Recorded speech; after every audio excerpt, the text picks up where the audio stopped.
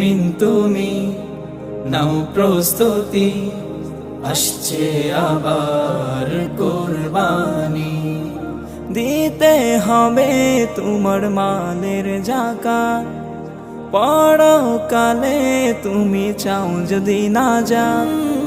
দিতে হবে তোমার মালের যাকাত, পরপারে তুমি চাও যদি না যাও। তাই তো তুমি খোদার নামে দাও কুরবানি।